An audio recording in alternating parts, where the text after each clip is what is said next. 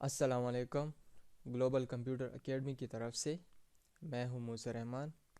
आज मैं आपको पढ़ाने जा रहा हूं कि एम्प्लॉय सैलरी शीट से हम किस तरह इंडिविजुअल एम्प्लॉय के लिए सैलरी स्लिप जो है वो बनाएंगे। तो इससे पहले लेक्चर में हमने ये पढ़ाया था कि एम्प्लॉय सैलरी शीट जो है वो हम किस तरह बना सकते हैं। तो आज उसको मज़ीद कंटिन्यू करते हैं और उससे एम्प्लॉय सैलरी स्लिप जो है वो जनरेट करना सीखते हैं। तो यहाँ पे एम्प्लॉय सैलरी शीट जो पहले हमने बनाया था वो ऑलरेडी यहाँ पे मैंने ओपन किया हुआ है। तो यहाँ पे आ, इस पूरी टेबल को सेलेक्ट करेंगे। सबसे पहले इस पूरी टेबल को नेम देंगे। तो वो नेम हम कहाँ से दे सकते हैं? फार्मूला टैब में आएंगे। फार्मूला टैब में यहाँ पे एक ऑप्शन है नेम मैनेजर। तो नेम मैनेजर में यहाँ पे ऑप्शन है न्यू। तो न्यू के ऊपर क्लिक करेंगे। यहाँ पे इस टेबल को नेम देंगे। तो इस टेबल को फर्ज करें, मैं नेम देता हूँ सैलरी शीट। अब इसको सैलरी शीट नाम देने के बाद यहाँ से ओके करेंगे। अब ये हमारे पास इस टेबल को नाम मिल गया सैलरी शीट और यहाँ से इसको क्लोज करेंगे।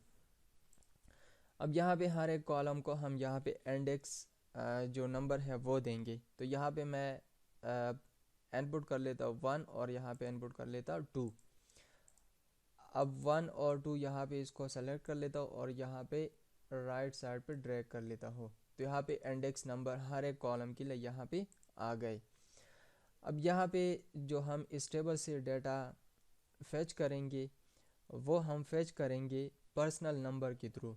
तो पर्सनल नंबर के अगेंस्ट हर एक एम्प्लॉय का जितना भी डाटा है वो हम सैलरी स्लिप में लेके लाएंगे। तो ये सैलरी शीट है। अब इसके बाद जो दूसरा शीट है वो है सैलरी स्लिप। अब ये सैलरी स्लिप जो है ऑलरेडी मैंने यहाँ पे बनाया हुआ है। यहाँ पे कंपनी का नेम लिखेंगे और यहाँ पे जिस मंथ की सैलरी हो उस मंथ की नाम लिखेंगे। अब उसके बाद एम्प्लॉय की जो पर्सनल इन्फॉर्मेशन है वो यहाँ पे लिखेंगे, जिस तरह पर्सनल नंबर हो गया एम्प्लॉय का और एम्प्लॉय का नेम हो गया। एम्प्लॉय नेम के बाद उसकी डिजिग्नेशन हो गई। अब उसके बाद अगर CNIC नंबर है तो वो भी आप यहाँ पे लिख सकते हैं। बाकी उसकी जितना भी सैलरी के मुतालिक डिटेल है वो आप यहाँ पे लिखेंगे। सबसे पहले हम यहाँ से पर्सनल नंबर जो है वो यहाँ से हम कॉपी भी कर सकते हैं और डायरेक्ट भी लिख सकते हैं। सैलरी स्लिप में उसको लिखेंगे। तो सैलरी स्लिप में जो सबसे पहला पर्सनल नंबर है वो है 1001। वो यहाँ पे मैंने लिख दिया। अब इसके बाद जो मैं सैलरी शीट से डेटा उठाऊँगा या डेटा फेच करूँगा वो मैं यहाँ पे एक फार्मूला जो है उसका इस्तेमाल करूँगा और वो फार्मूला जो है वो है वी लुकअप फार्मूला। तो यहाँ पे वी लुकअप फार्मूला का इस्तेमाल कर लेता हूँ। यहाँ पे लिख दिया इज़ इक्वल टू, यहाँ पे लिख देता हो वी लुकअप। अब वी लुकअप फार्मूला में सबसे पहला सबसे पहले वैल्यू हम यहाँ पे सेलेक्ट करेंगे वो हमारे पास होगी पर्सनल नंबर। अब पर्सनल नंबर की जो सेल लोकेशन है वो है D6 और अब इसके बाद हम इस्तेमाल करेंगे कॉमा के बाद यहाँ पे हम टेबल नेम लिखेंगे जिस टेबल से हम डेटा फेच करना चाहते हैं। तो वो टेबल है सैलरी शीट। अब यहाँ पे डबल क्लिक करने के बाद सैलरी शीट जो है वो भी सेलेक्ट हो गया। अब इसके बाद मैं यहाँ पे जो मंथ की सैलरी है वो यहाँ पे लेके लाना चाहता हूँ। तो जिस मंथ की सैलरी होगी वो यहाँ से हम लेके लाएंगे। तो उसकी जो इंडेक्स नंबर है वो है 4। तो यहाँ पे मैं इस फार्मूला में लिखूँगा 4। तो यहाँ पे 4 लिख दिया। अब 4 के बाद एग्जैक्ट मैचिंग के लिए हम लिखेंगे या एग्जैक्ट मैचिंग के लिए हम यहाँ पे लिख सकते हैं 1। और अब उसके बाद हम क्या करेंगे, इसको ब्रैकेट को क्लोज करेंगे और यहाँ पे एंटर प्रेस करेंगे। तो यहाँ पे जो सैलरी यहाँ पे आ गई वो है दिसंबर की। यहाँ पे भी आप देख सकते हैं कि यहाँ पे जो एम्प्लॉय के लिए हमने सैलरी यहाँ पे मेंशन की थी सैलरी शीट में वो है दिसंबर। तो वो दिसंबर जो है 1001 जो एम्प्लॉय है उसके लिए दिसंबर की सैलरी यहाँ पे आ गई। अब यहाँ पे जो मंथ है वो लाने के बाद यहाँ पे हम इसी वैल्यू का फार्मूला का इस्तेमाल करेंगे और यहाँ पे हम एम्प्लॉय नेम जो है वो भी यहाँ पे लेके लाना चाहते हैं। तो यहाँ पे हम लिखेंगे as equal to V lookup, और वी लुकअप के बाद यहाँ पे जो पर्सनल नंबर है वो सेलेक्ट करेंगे। पर्सनल नंबर के बाद यहाँ पे हम जिस टेबल से डेटा फेच करना चाहते हैं, जिस टेबल से डेटा उठाना चाहते हैं, वो टेबल सेलेक्ट करेंगे। अब उसके बाद जो एम्प्लॉय नेम है वो हमारे पास है सेकंड इंडेक्स पे, मतलब कॉलम जो है वो है सेकंड। तो वो सेकंड कॉलम यहाँ पे उसके लिए 2 लिख दिया और यहाँ पे उसके बाद लिखेंगे 1। अब इसके बाद हम एंटर प्रेस करेंगे तो यहाँ पे उस एम्प्लॉय जो है जो दूसरी नंबर पे है, जो एम्प्लॉय है जो कॉलम नंबर 2 पे उसकी नेम है, नेम की कॉलम है, वहाँ से उसकी नेम भी आ गया नासिर। अब यहाँ पे एम्प्लॉय नेम जो है वो आ गया नासिर, जिस तरह आपको दिखा दिया। अब इसके बाद ये जो फार्मूला है वी लुकअप, इसको मैं कॉपी कर लेता हूँ, कंट्रोल+C, कंट्रोल+C कर दिया। अब कंट्रोल+C के बाद यहाँ पे इस फार्मूला को पेस्ट कर लेता हूँ, यहाँ पे कंट्रोल+V कर दिया। अब यहाँ पे डिजिग्नेशन जो है आप देख सकते हैं कि यहाँ पे जो डिजिग्नेशन है वो आ रहा है 3rd नंबर पे। तो यहाँ पे मैं इस फार्मूला में यहाँ पे 2 की जगह लिखूँगा 3। तो अब यहाँ पे वो डिजिग्नेशन जो है वो भी आ गया, डिजिग्नेशन है GM। यहाँ पे CNIC जो है यहाँ पे हमने मेंशन नहीं किया है, वो भी आप यहाँ पे इस तरीके से ला सकते हैं। अब इसकी बात है बेसिक पे।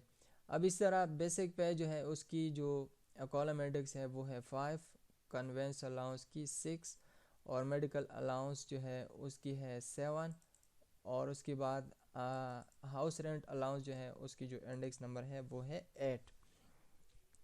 अब इस तरीके से हम यहाँ पे वो जितनी भी यहाँ पे डाटा है वो भी ला सकते हैं। तो यहाँ पे बेसिक पे जो है उसकी इंडेक्स नंबर जो है वो है 5, और 5 के बाद इसको प्रेस कर लेता हूँ, यहाँ पे उसकी जो बेसिक सैलरी है वो आ गई। बेसिक सैलरी के बाद इसको दोबारा 5 के बाद यहाँ पे है 6, जो कन्वेंस अलाउंस है उसकी इंडेक्स नंबर है 6, और उसके बाद जो मेडिकल अलाउंस है वो है कॉलम नंबर 7, और उसके बाद जो है हाउस रेंट अलाउंस जो है उसके लिए है कॉलम नंबर 8। अब इसके बाद जो अदर अलाउंसेस जो है वो भी हम यहाँ पे लेके ला सकते हैं, अगर हो तो वो आप उसके लिए है 9।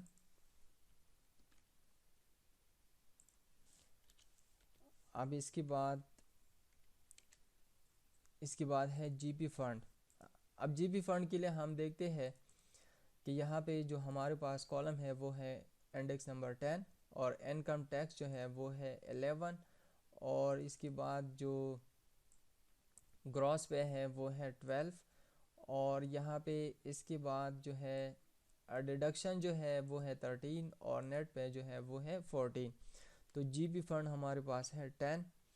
तो यहाँ पे यही फार्मूला कॉपी, यहाँ ऑलरेडी कॉपी है, इसको पेस्ट कर लेता हूँ, और यहाँ पे GP फंड के लिए हमारे पास है 10।